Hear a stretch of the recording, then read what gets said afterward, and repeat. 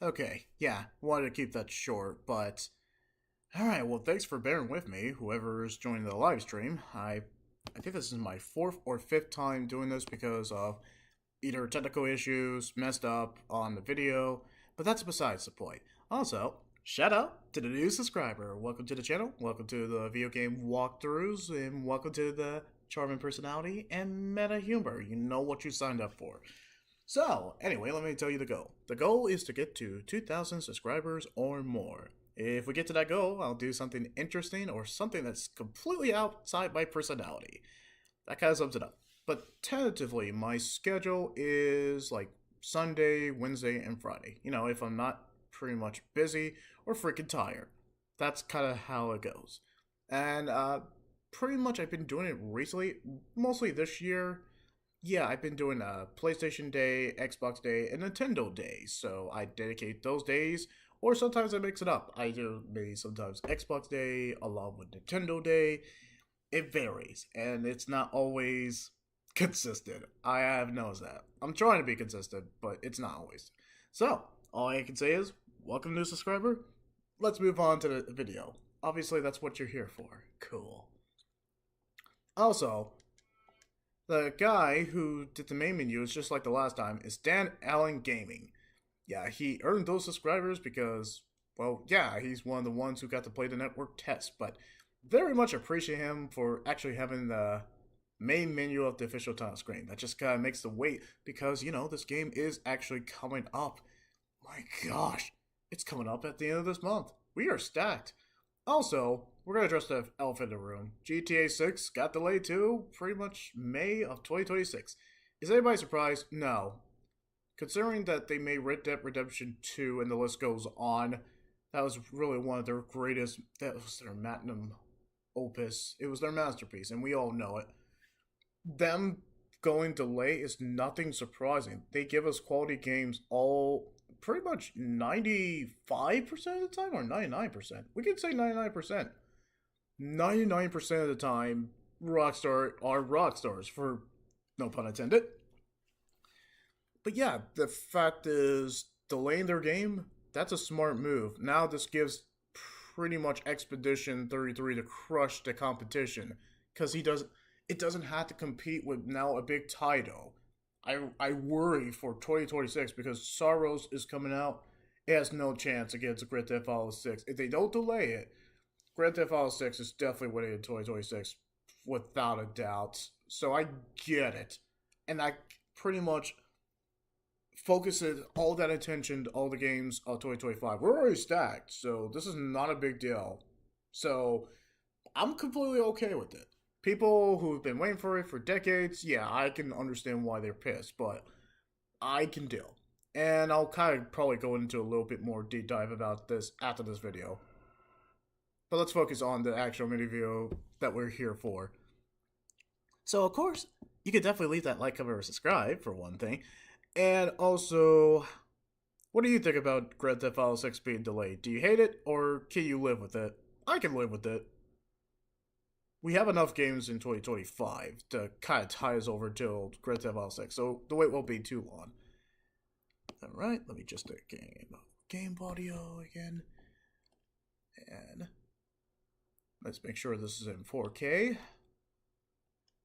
I just wanted to see the one with the most views. This one was, for some reason. Not in America, not the PlayStation channel, not the Xbox channel. It was the Bandai Namco Europe. I have no idea why this had the most views, but screw it, whatever. And, well, Elden Ring's back again. Gosh. We're getting Peggy 16. Cool. I remember him. He was a dickhead.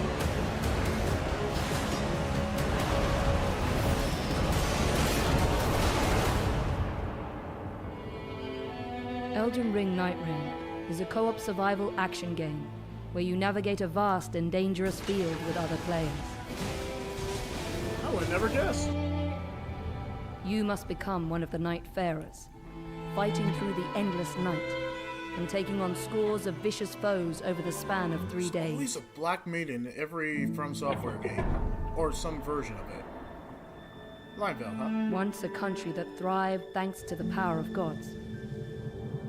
Okay. Linveld is now nearing its end, gradually being eroded by the night that has saturated the land. You will be deployed to Linveld to hunt the Night Lords as a level 1 character. In your current state, you won't stand a chance against that type of overwhelming power. You must gain the strength to survive by moving swiftly and skillfully. Always. It's up to you to choose your route within the limited time you have before night falls. You can choose to hunt enemies and level up. It's never Search changed. for treasures, weapons, and items.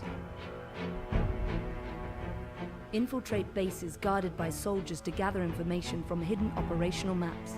Oh. Or challenge powerful enemies, wandering the land and lurking in heavily infested fortresses to obtain equally powerful rewards. Damn straight we're gonna do that. Whether you choose to move together or divide and conquer, your character's skills, playstyle, and traits should guide your priorities. Huh. Yeah, that makes sense. I think we've seen that. The layout of Linveld will change Yeah, each it's time okay you again. visit. With every expedition, bases, types of enemies, chest rewards, and other features of the field will fluctuate. Sometimes your exploration may be interrupted by enemy ambushes. Or you may encounter unpredictable events, like sudden meteor strikes. Oh no, meteor strikes. Even more dramatic changes can also appear, like erupting volcanic craters bubbling with lava, or dark forests shrouded with corruption Looks like that Caleb. rots anyone who dares explore it. Oh shit. In this constantly shifting world, you will face new choices as the battlefield evolves with each expedition. Evaluate every situation. Use your skills to fight back Is that supposed to be and survive frenzy? That looks familiar. through the night.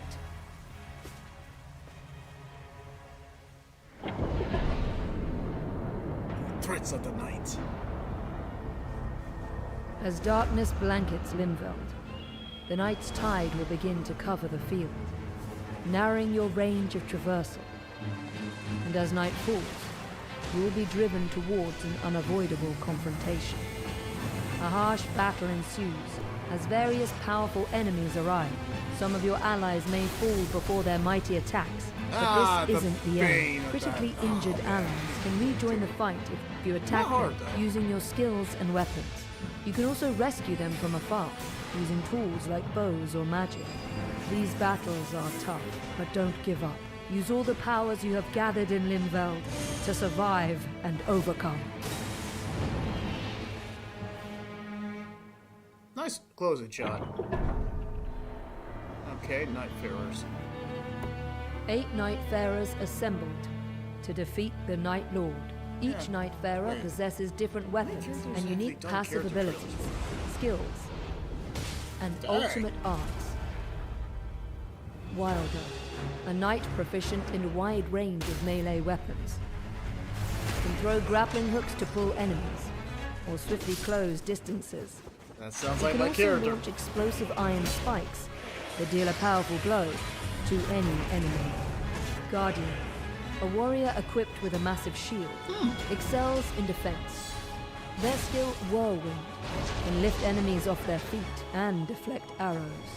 Their art, Wings of Salvation, repels approaching enemies and deploys a magic circle to save allies from dire situations. That is freaking cool. Iron Eye, an archer who never misses a foe's weakness, controls enemies from a distance. His marking skill injures and pressures the enemy, greatly disrupting their poise and creating openings to exploit. His art Single Shot fires a supersonic arrow that pierces through every enemy and obstacle, Yeah, that's ensuring pretty dope no too. escape. The character classes are really A varied. virtuous thief with quick reflexes, uses her cunning to confuse enemies. After attacking, she can use the skill Restage to reenact what just happened and deal damage again. Her art Finale hides her and nearby allies from the enemy's view, giving them a chance to adjust their positions or create an ambush. So she's basically the ninja of the Raider, group? a seafarer who is a little bit resilient and dancer unyielding class. in battle, doesn't flinch at minor attacks, and rampages through enemies. His skill, Retaliate, So he's the tank character. strikes back with a powerful blow. It cannot be interrupted by enemy attacks. Dude's the tank character. His art, Totem Stellar, summons a colossal gravestone that serves as an attack to dispel enemies, acts as a wall to block projectiles, and amplifies the strength of allies through its protective aura. Recluse, a wielder of ancient magic, collects the elemental attributes attached to enemies and allies to produce different types of powerful magic, Okay, so the mage character. such as that everyone's lightning-based or fire-based spells. Her art, Soul Blood Song, can also brand foes with an Whoa, archaic what whiff the- of blood. Kamehameha. It allows allies to recover health and magic by attacking them. Oh, okay. By mastering the style, skill, and ultimate arts of these Nightfarers, you may be able to survive I'm sorry, who's the and last defeat the one, though? Knight.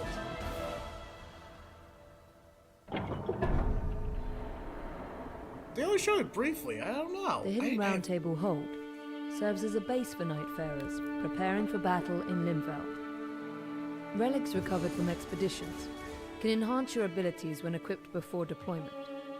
Relics have a diverse assortment of effects, ranging from increasing stats to altering the performance of skills. Different relic combinations can alter your gameplay experience, so try out different approaches and see what suits you best for the journey ahead. In a corner of the back room, a small jar merchant operates a bazaar selling various goods. Once you accumulate the currency Merc, earned as battle rewards, it might be worth checking what's on sale. Wasn't that Iron Fist Using Alexander? the fitting mirror, you can unlock new costumes with Merc and change your appearance. These outfits allow you to change your Nightfarer's style to suit your tastes. Yeah, because fashion Some sells. costumes might even look Oh my familiar. gosh, Dark Souls 2! It's a lair! And I don't know the As other you battle one. against the Night, Seems familiar. fragments of your lost memories may return, giving you glimpses of who you once were. By Okay, recovering these fragments of lost memory, you can fill in the blanks of your Nightfarer's blurred recollections. In these memories, conversations with other Nightfarers or residents of the Round Table Hold might reveal new objectives. Achieving these goals during adventures in Limveld will help unravel the past, revealing each Nightfarer's origins and purposes. See why they have come together at this Round Table Hold, and why they fight. okay, got a question. Is it gonna be from... Oh, I have so many questions because of that Dark Souls 2 over The Night Lords are the ultimate threat, waiting for players on the third day in Limveld.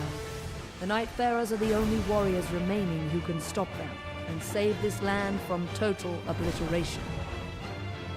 Battling a Night Lord, a being that boasts overwhelming attack power and toughness, will be more challenging than anything faced in Limveld. However, there are ways to resist this threat. By carefully navigating Limveld, acquiring more powerful tools and weapons with attributes effective against each Night Lord, discovering relics, and growing as a fighter through experience and observation, victory against the Night Lord will be within reach. Set forth on this thrilling and fast-paced adventure, filled with danger and achievement. Dare to stand together against the fall of night. And now there's there's definitely 2 to 3 questions that come to mind. My gosh, we don't have to wait long, too.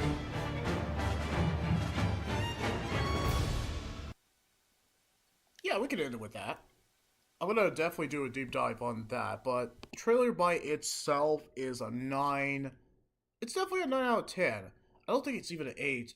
It's not a 10 out of 10, but it's a 9 out of 10. That's what it is. The whole objective is an overview.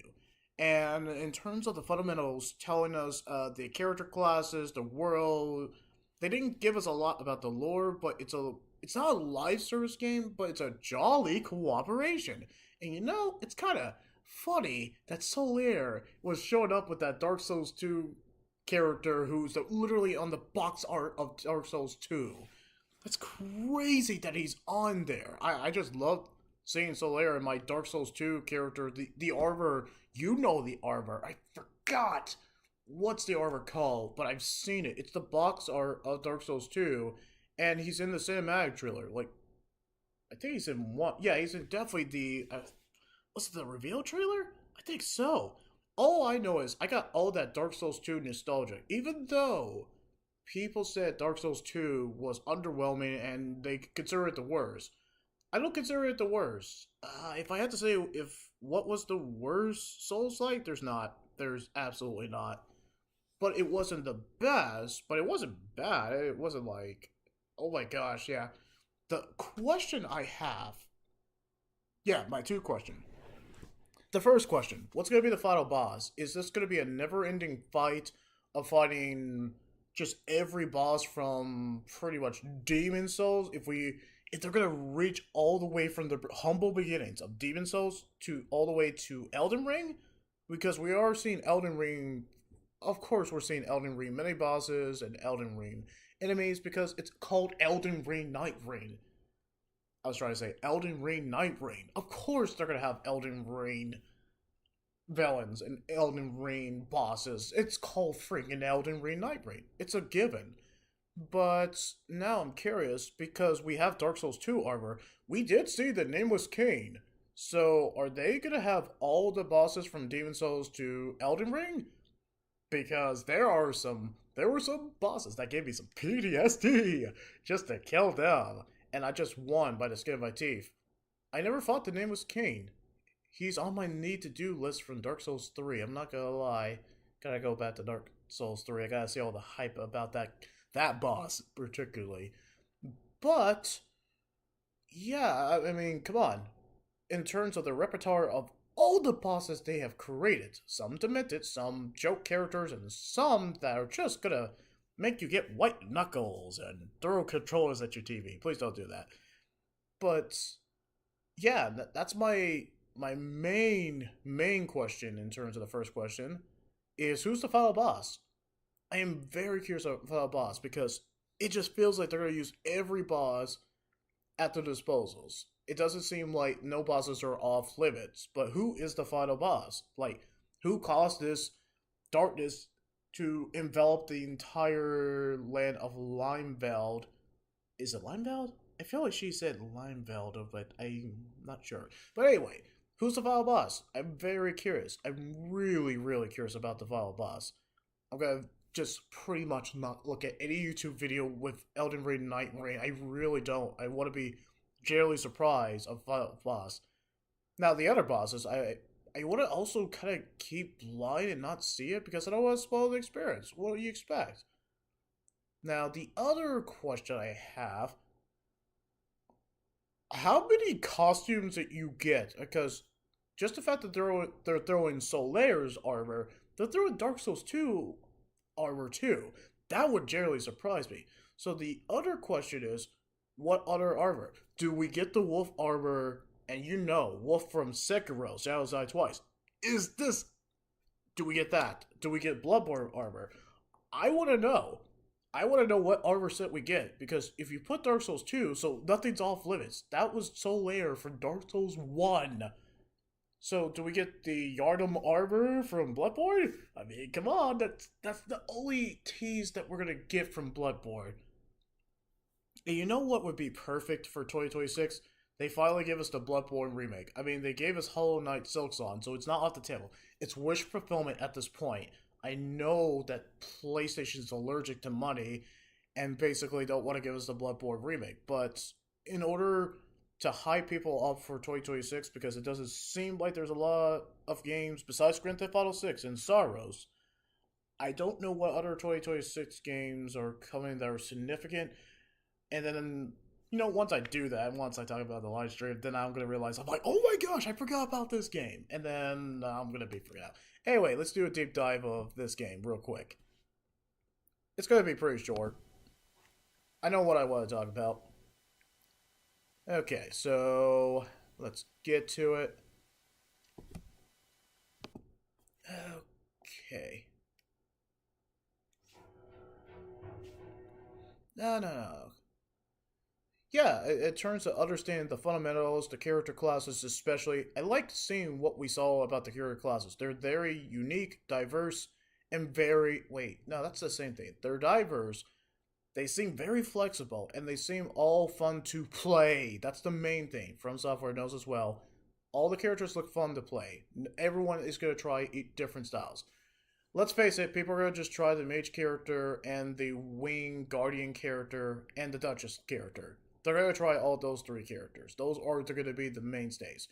I guarantee there are going to be people playing the duchess character. I guarantee it. She's probably going to be the hard to master, but fun to play. That's just what I'm thinking. Anyway, let's see. Where do I start? No, that's kind of like no-brainer line valve, just understanding the world, what's all that about. I think we can start at part 2. Hold on. I'm trying to get to part 2. That's really what I want to get to.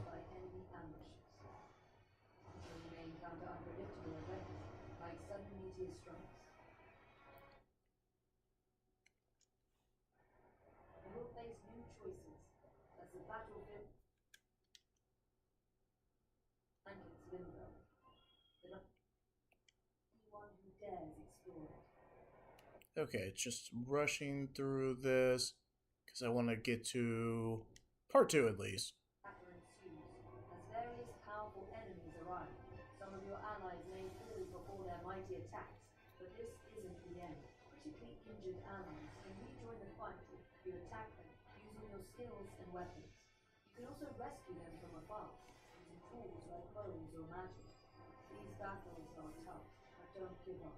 Use all the powers you have gathered in Limbo to survive and overcome.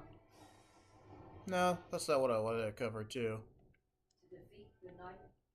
Yeah, I mean the most significant thing. Oh no. You attack them using your skills and weapons. You can also rescue them from afar, using tools like bows or magic. These battles are tough, but don't give up. Use all the powers you have gathered in Limbo to survive and overcome. Okay, she did say Limbo, so I was pretty close. I wasn't saying Limebell, I was saying Limbo. Yeah, the Knife Errors. Let me just go back to that.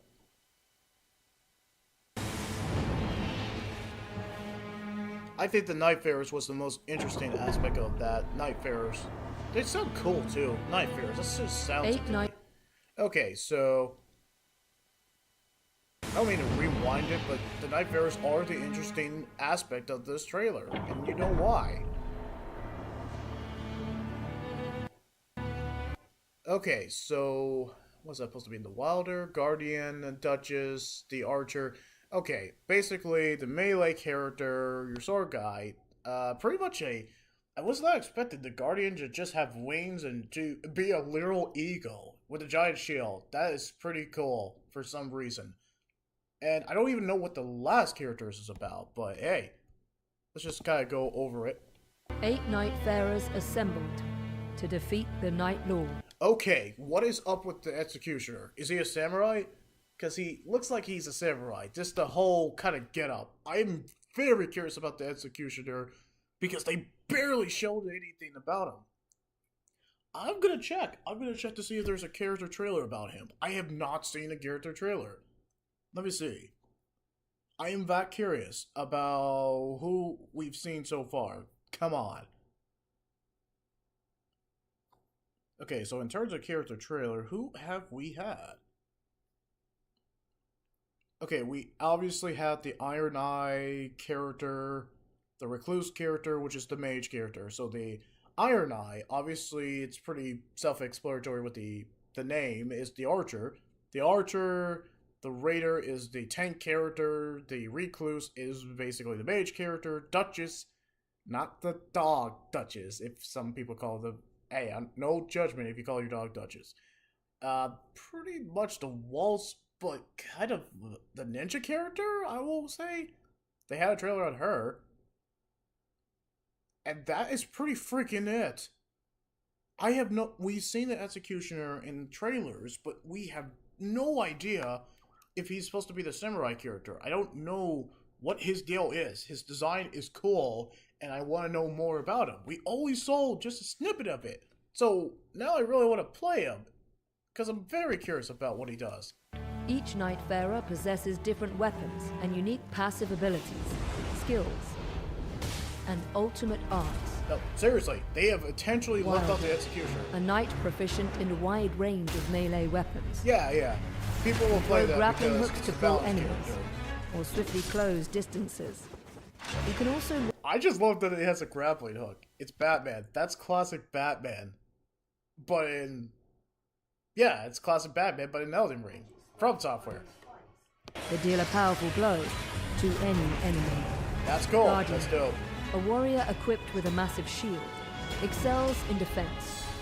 Their skill, Whirlwind, can lift enemies off their... Yeah, that's a fighting game mechanic. Just doing kind of like aerial attacks. That's aerial attacks right there. It shouldn't have that ability. Why? That just makes everything...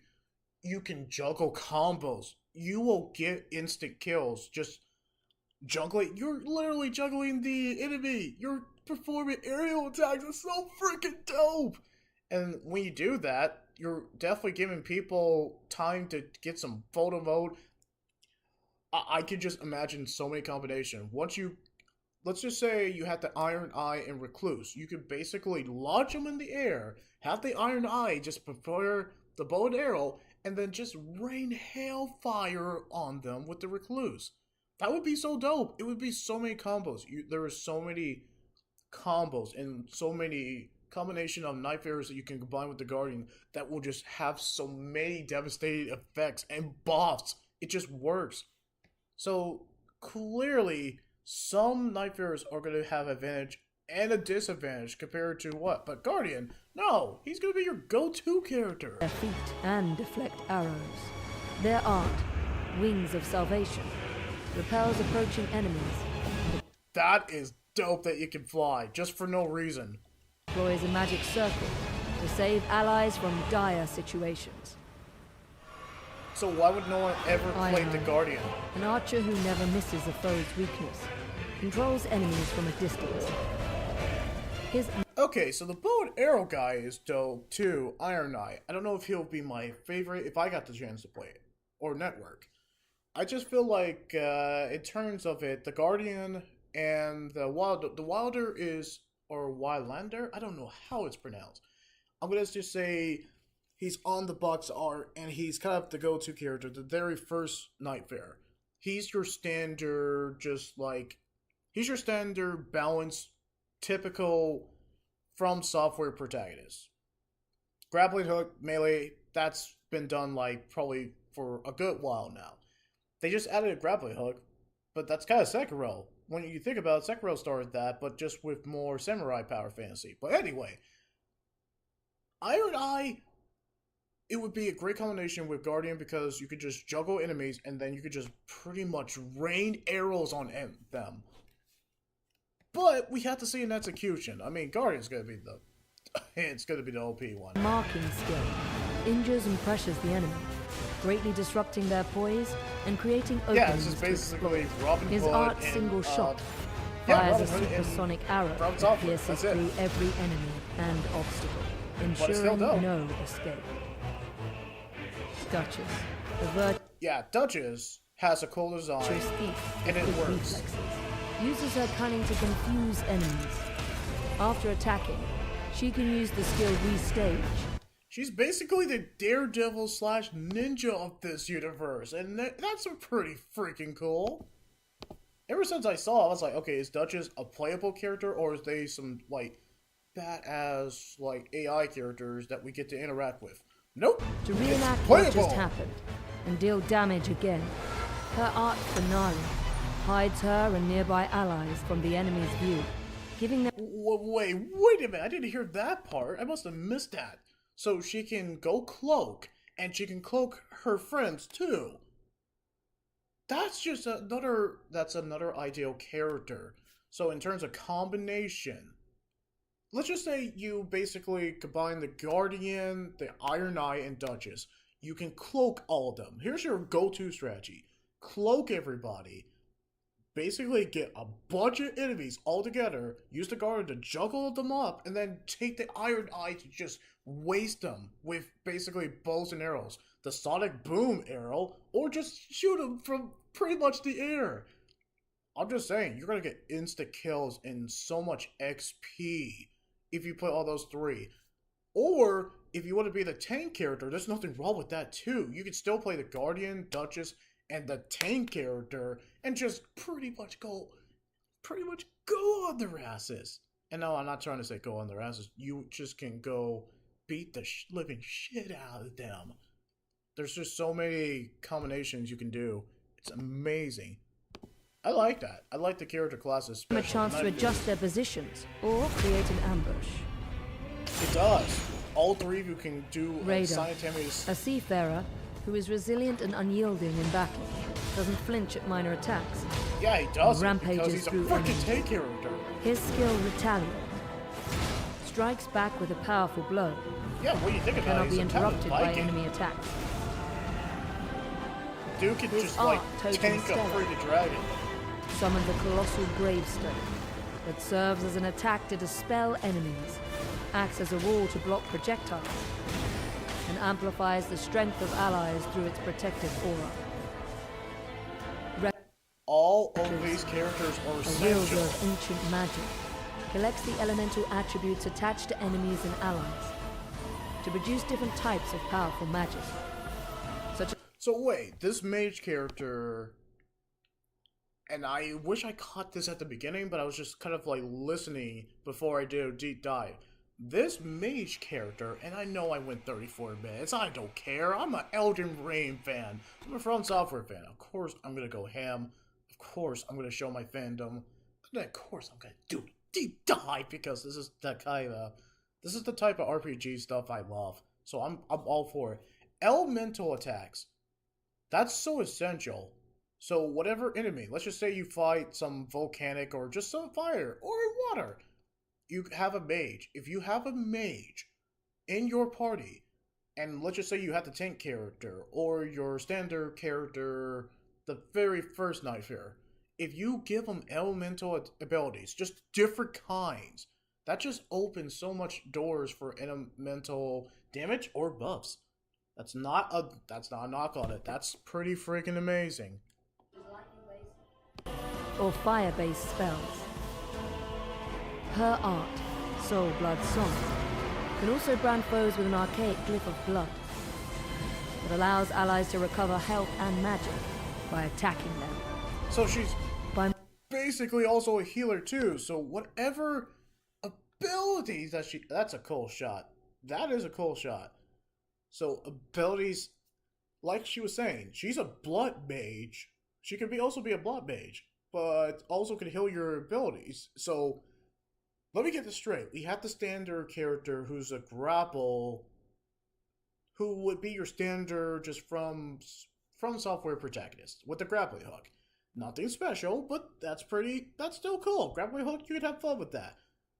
A guardian who can do air juggles and just fly non-stop with limited capability, but still has ability to fly and also save your friends at the nick of time in the most positive buff way. You have a tank character who also creates a giant pillar to give you some time to breathing room, and just a tank character in general. A mage character who gives you elemental abilities, and also can drain like actual vampire and take their health and give it to the rest of your party. Also a character who can cloak or make your characters completely invisible, and you guys can just stealth and ambush characters. What else am I missing? Oh yeah, also we have a bow and arrow who's basically Robin Hood, even though that's the weakest character, you could say, but they have a sonic boom arrow and can shoot arrows multiple times. Even though I guess you could compare it to the other characters that's kind of weak, that's still essential if you're trying to get some jungle, I'm trying to say, Jungle? Not Jungle. Jocko combos? Aerial, let's just call it aerial combos. Everyone is central. I don't even know what your deal. That's a cool shot. I don't know if you're a samurai. I don't know what your deal is.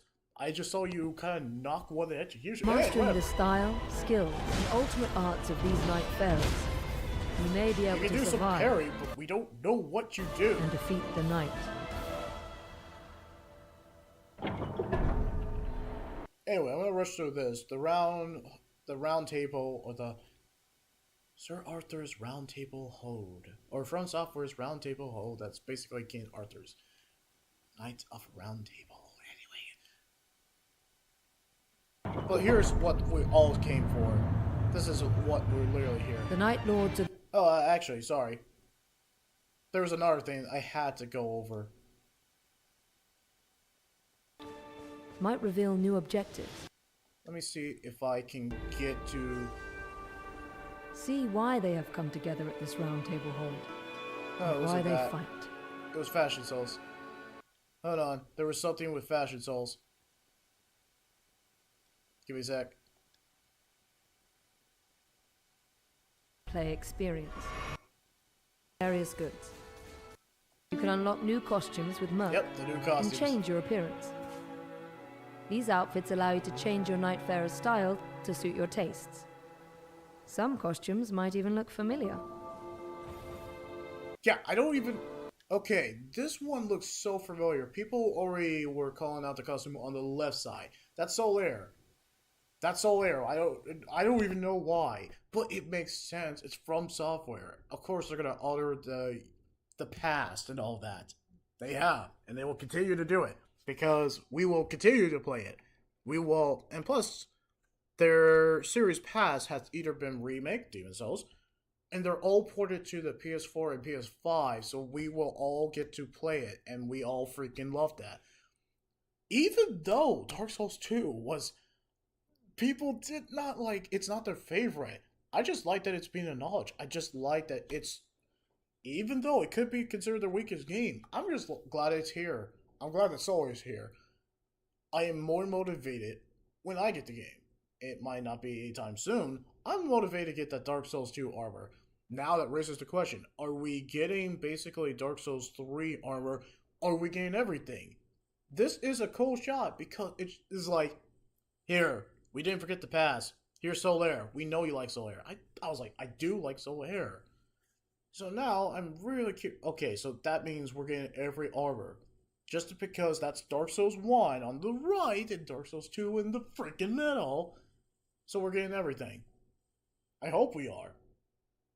Consider that you guys have been around since 2009 for the Soul series at least. Oh yes, baby, you better give us everything.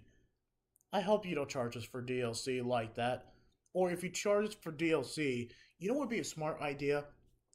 They combine all the DLCs from everything. Or, even though they're not giving us a Bloodborne remake anytime soon, they give us something that gives us a taste. Like a Bloodborne DLC. Elden Ring NightReign just puts like a Bloodborne segment. This is kind of will tie Bloodborne fans, like myself, over. Or, if you're not going to do that, take all the DLCs from Demon Souls to all the way to Elden Ring and just combine it. Just take some like fan favorite environments and just put it in the DLC. They know what they're doing.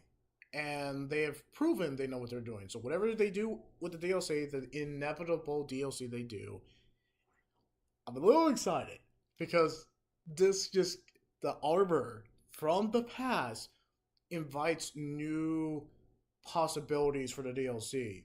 I'm actually excited. I want to see what they do with it. Anyway, this is a cool shot. That's all I'm going to say. I was gushing over that Dark Souls 2. It just brought all that nostalgic waves of that Dark Souls 2. Man, it brought me back. Anyway. The Night Lords are the ultimate threat. Waiting for players on the third day in Limbo. The Nightfarers are the only warriors remaining who can That's stop a cool them shot. and save I don't know this what to land deal with from this. total It's, obliteration. not Chimera. Battling a Night Lord, No, what? a being that boasts overwhelming attack power and toughness, will be more challenging than anything faced in Limbo. Wait, However, would be typical there are software ways to for resist NRS. this threat. By carefully navigating Limbo, acquiring more powerful tools and weapons with attributes effective against each Night Lord, discovering relics, and growing as a fighter through experience and observation. Yep, Victory heard against that. the Night Lord will Well, be no, I within haven't reach. fought that boss. Okay, seriously, that is Dark Eater Madeira. I Set know forth that on is. this thrilling and fast-paced adventure, filled with Okay, looks danger like Dr. and Pat is achievement. born. Dare to stand together against the fall of night.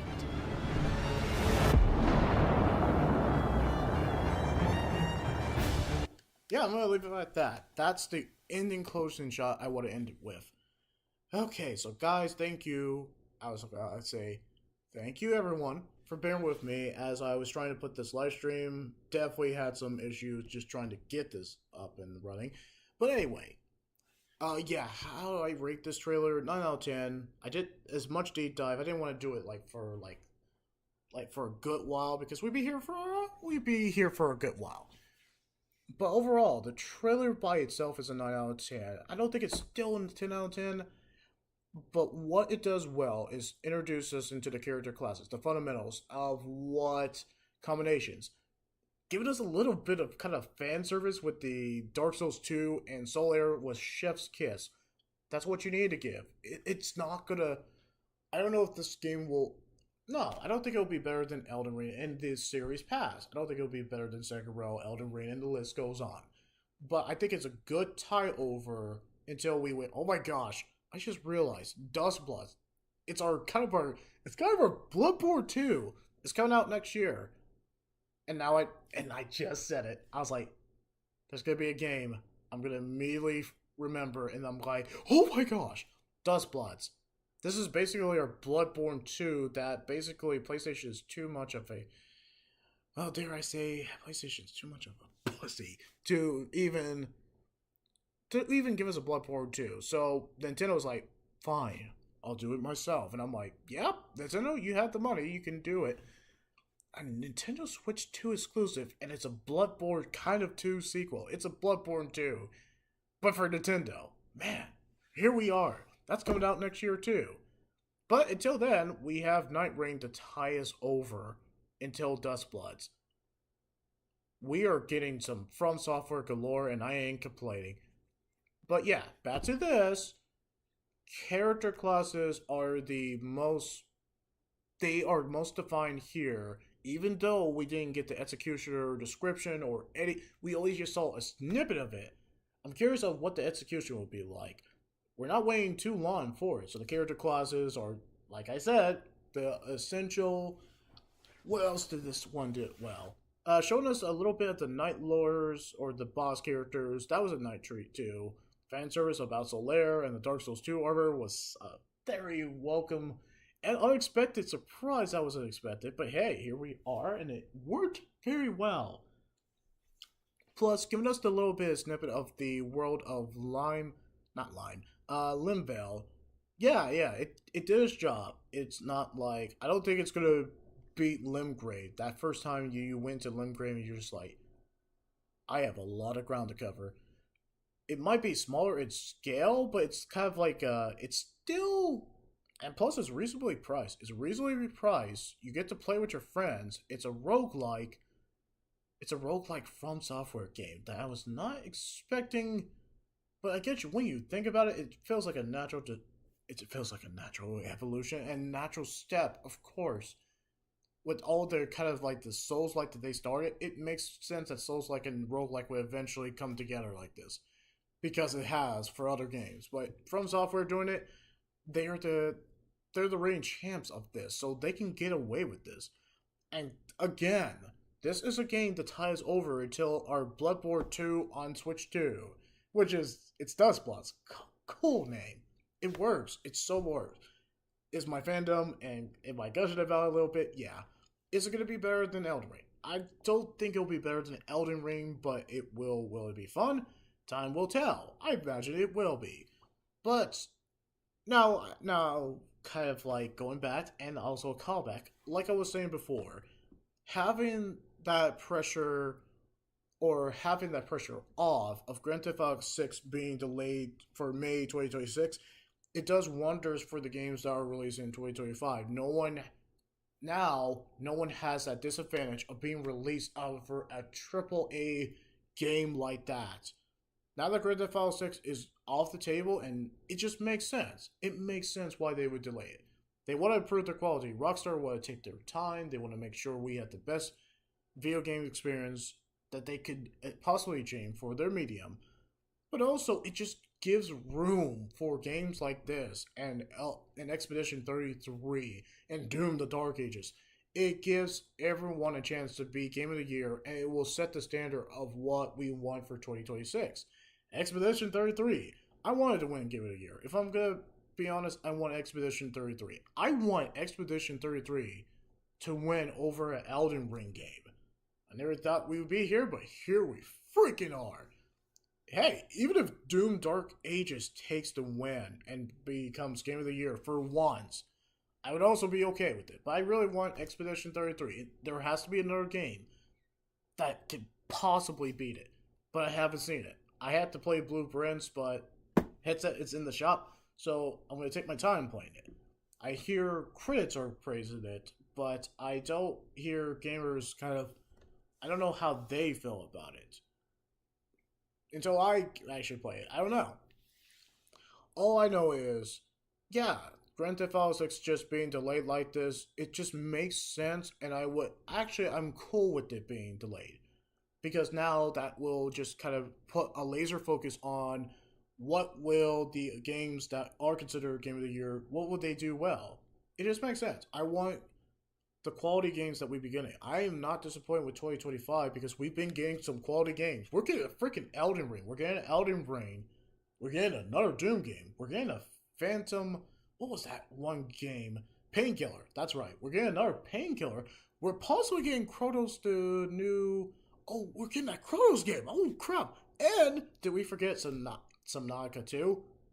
We are getting a lot of games for 2025. So the fact that Grand Theft Auto 6 got pushed to the sidelines, I'm completely okay with that. And also, it opens the door for games to be more polished. Let's just say the games in the fall 2025, they just wanted to push to 2026. That's completely okay. 2025 deliver what I thought 2024 was lacking for some games. I think it lacked quality more than quantity. There was quality of games of 2024, but there wasn't quality games. Alright, there were some quality games, but not consistently. In 2025, there have been consistent games of quality variety. Let me repeat that. There have been games that have been of quality flavor.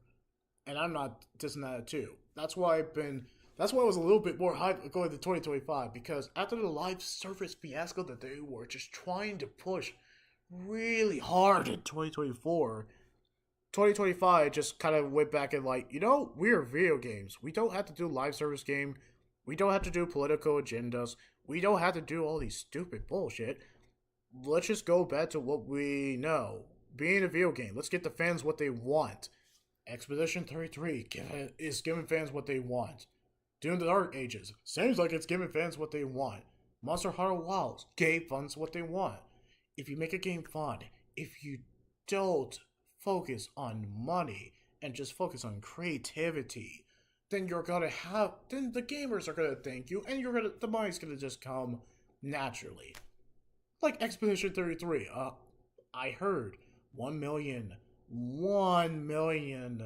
units sold, and getting critically acclaimed from critics and gamers alike.